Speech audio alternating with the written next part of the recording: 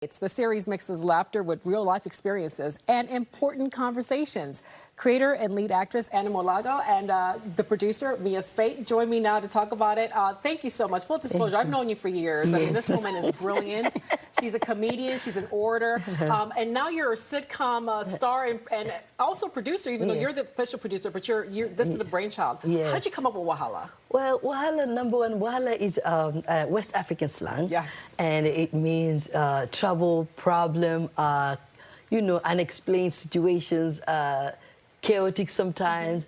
And so for me to look about WAHALA is because our culture in itself, the diversity and being in an intercultural marriage or intercultural family, there's always some form of WAHALA because cultures are different and you're trying to merge them together. So for me, WAHALA was the best name to give this sitcom. Do your personal experiences play into some of the stories told in WAHALA? Yes, yes.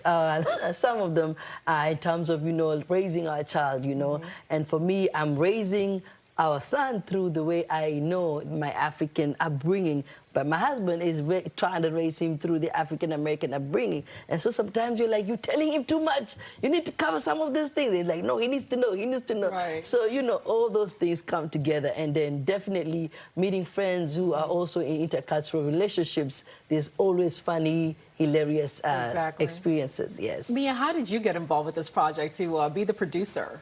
Well, it was, I think, a divine connection. Anna found me on Backstage, and it was divine because I think recently came back from living in Kenya for 1 year, and she found me and was like, hey, can you produce a sitcom? It's about a Kenyan and an American. I said, that's perfect. I know everything about your culture now. I feel like I know enough to give it the due diligence it deserves.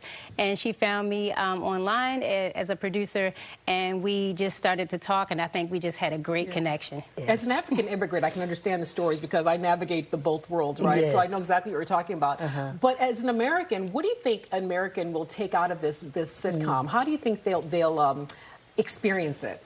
I think they'll experience something different, which is connection. I think a lot of times we're looking at things that divide us, but I think this merges the best of both worlds. A little bit of overseas, East African, and then also American, because we all have different cultures, but we do have similarities. I think they can take some comedy, some lightheartedness, and also commonalities that we share. Yes. I want to broaden this a bit. I mean, bringing a sitcom to life is not easy at all. For those watching out there who might have a passion to do something like this, kind of give me a little bit of a broad, what can they do? What's the first step to making their dream like this become a reality? I think for me, I've always remembered people telling you that, telling us your life is a story, your life, and a lot of people don't think that. So for me, I took it seriously that my life is a story. My life is a teaching moment.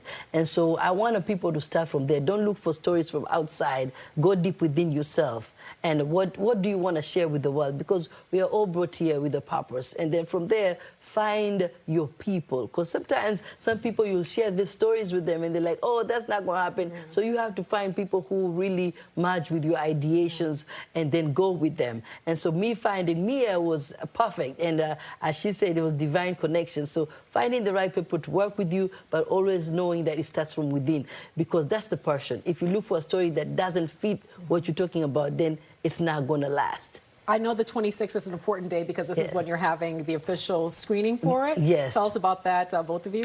Well, so the official screening will be at Harvard University and will be at the Bowie Center. We have 2 auditoriums downstairs, and therefore we'll lead people there. But also before that, we'll have light refreshments, then go to the screening.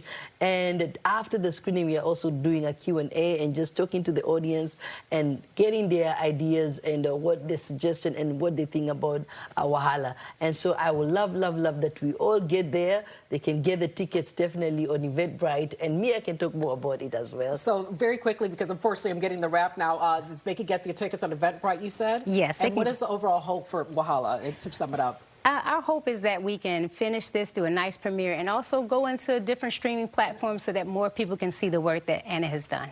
My goodness. Okay, so you saw the details there. Tickets available. Hopefully they won't be for long, but this is a new sitcom coming right out of the DMV from my good friend Anna here. All the information is there on your screen for the social media handles. Of course, how you can get the tickets. Support them. This is homegrown, a hilarious comedy, and I think it's got legs. So let's wish them well as they get on this main journey. Thank you so much for coming in. Thank you, Maureen. Anna Mwalagho, and this is Mia Spate. Thank you guys so much. It's called WAHALA. As my people say, WAHALA Day. Yes. Thank you guys so much. Appreciate you. Thank and good you. luck. Thank you.